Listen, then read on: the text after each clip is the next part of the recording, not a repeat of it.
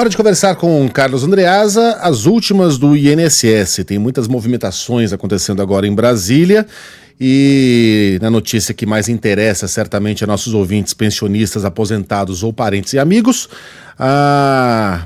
nenhuma novidade, né? A devolução do dinheiro pode atrasar. Diga lá, Andreasa, bom dia para você. Fala, Luiz Megali. Alô, pessoal. Bom dia. Tem tanta notícia. Cara, os caras agora no parlamento, os caras não, me desculpem, as excelências no parlamento, eles estão com pressa, regime de urgência para aprovar projeto que vai acabar de uma vez com a roubalheira, com as possibilidades de roubalheira no INSS. Estão aprovando isso, votando isso em 2025. Agora que Inês, todo respeito Inês é morta, tá seca, chupa-cabra levou tudo, não sobrou nada. Agora eles estão aprovando uma lei para que não possa acontecer mais, porque no Brasil Inês ressuscita, nesse caso ressuscita, para roubarem de novo. Então eles estão fazendo uma lei para que não possa acontecer de novo. Lembrando que é o mesmo parlamento, essas coisas irritam a gente, é o mesmo parlamento que teve a chance, os meios, os recursos, o projeto concreto para determinar a revalidação anual, que seria uma forma de pescar as fraudes nos descontos associativos, e não fez, ao contrário, afrouxou mesmo, até liquidar completamente o troço. Naquela ocasião, criaram as condições para que, a partir de 2023, dobrasse o volume de descontos associativos e em 2024 dobrasse de novo em relação a 23. O parlamento foi fundamental, não teria esse esquema de roubalheira no tamanho bilionário sem a participação do parlamento. Mas agora eles estão com pressa para resolver o problema. Paralelamente a isso, quero destacar uma manchete que eu pesquei aqui no jornal O Globo de hoje.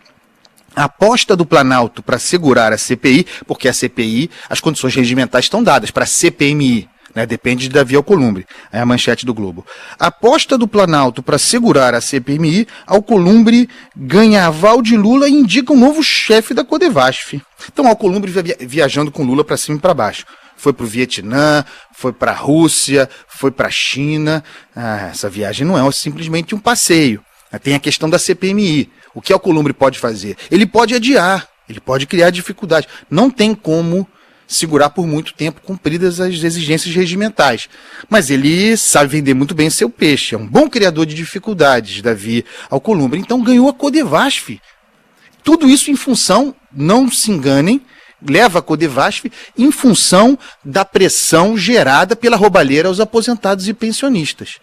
Só quem vai sendo ressarcido politicamente até agora, politicamente, por favor, é Davi Alcolumbre, a partir desse escândalo de roubalheira aos aposentados e pensionistas. Então vai levar a Codevasf. Ele já é o governador do Ministério do Desenvolvimento e da Integração Nacional, em que está contida a Codevasf, e agora vai indicar o próximo comandante da Codevasf, que é a superfície preferencial para o exercício do orçamento secreto. Tudo isso, o governo tentando agradá-lo para criar dificuldades para a gestão, para a ocorrência, para o estabelecimento da CPMI. E encerro a coluna de hoje com um outro item. As coisas todas se articulam, eu espero que se articulem, a ideia é essa. O advogado-geral da União, o Megali fez referência a isso, Jorge Messias, o famoso Bessias, da época da Dilma, disse ontem que a CPMI poderia atrasar o ressarcimento a aposentados. A Gleisi Hoffmann já falara sobre isso.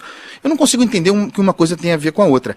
A existência de uma comissão parlamentar de inquérito poderia atrasar as medidas administrativas e também de natureza judicial, que as administrativas, esfera do executivo, a CPI poderia atrapalhar algo no parlamento, atrapalhar o ressarcimento aos aposentados roubados e aos pensionistas roubados. Isso é caô, vamos ser claro aqui, isso é conversa fiada para ganhar tempo e botar a culpa no atraso derivado de não saberem como proceder, o atraso para pagar os que foram roubados, para ressarci-los, botar a culpa, eventualmente, no advento da comissão parlamentar de inquérito, no caso mista. Não tem como uma coisa ter a ver com a outra. Talvez atrapalhasse. Talvez seja uma admissão de Jorge Messias. Porque se o governo precisar, e vai precisar de crédito extraordinário para pagar a conta, porque não vão conseguir reaver o dinheiro que foi roubado, se precisarem, aí sim talvez a CPMI atrapalhe. Porque vai precisar de uma aprovação no parlamento do crédito extraordinário. Seria mais fácil, então, o governo admitir, talvez seja uma admissão, que precisarão gerar crédito extraordinário. Assim como está, uma coisa não tem nada a ver com a outra. Não tem. O parlamento agindo, investigando, fazendo a sua investigação, na hipótese de que isso avance, e a questão judicial e administrativa para o pagamento desses roubados. Mas o Mexer está dizendo que pode atrapalhar, Megali. A verdade é que a rapaziada não tem muita ideia de como fazer para pagar, prometeram uma celeridade que não podem entregar, o troço vai atrasar e a eleição está no horizonte, né? Andreasa, mas quero ouvir sua opinião sobre um assunto que a Mônica Bergamo trouxe mais cedo. Ela tem em mãos uma pesquisa que ainda não foi divulgada. Eu estou tentando puxar aqui, a gente vai puxar já o Instituto, que mostra que em relação a 3 meses atrás, a popularidade do presidente não se mexeu. Ou seja, esse escândalo, por enquanto, não afetou a popularidade, ou talvez tenha afetado caso Lula pudesse ter um crescimento e tenha ficado onde ficou, porque perdeu os votos, que, enfim, o apoio que ganharia, deu para entender mais ou menos. O fato é que o presidente continua onde estava há 3 meses. Por enquanto, como é que se interpreta isso? Não colou ou Lula pode ter interrompido uma recuperação de popularidade dado o escândalo no INSS? A popularidade estava baixa, né, do presidente. Esse é o ponto. Ele tinha um grau de reprovação alto a ele e a seu governo. Então, tendo chegado no fundo do poço, em algum momento se chega, naturalmente há uma reversão.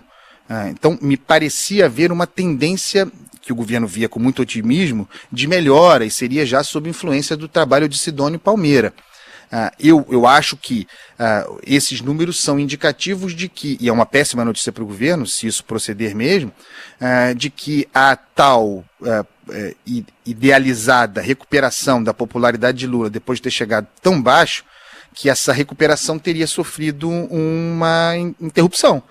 Isso que você falou, parou aqui, estaria melhorando, essa era a tese de Sidônio. É até bom para o trabalho de Sidônio, né? Estaria melhorando, mas agora voltamos à estaca zero, parou. Alguém vai dizer, bom, não é tão ruim assim, porque é tão grave o esquema que se esperava que a popularidade fosse cair ainda mais. Tem para todos os fregueses, né? Tem leitura para todos os fregueses, Luiz Megali. Eu acho que o presidente Lula está muito frustrado. Ontem, nesse evento com os prefeitos, ele estava irritado.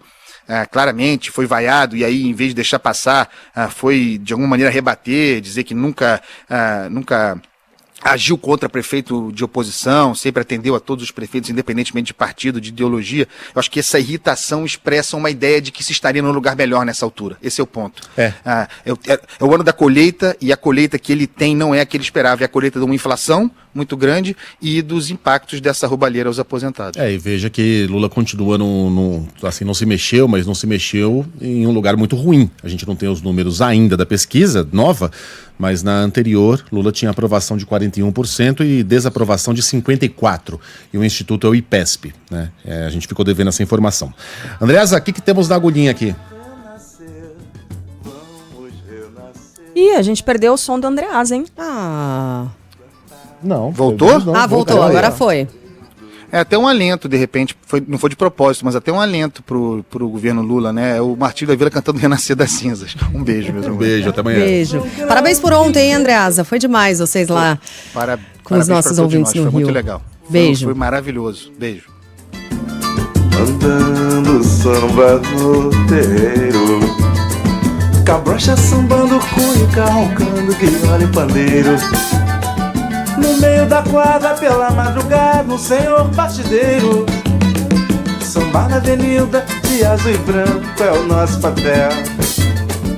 Mostrando pro povo que o berço do samba é em Vila Isabel.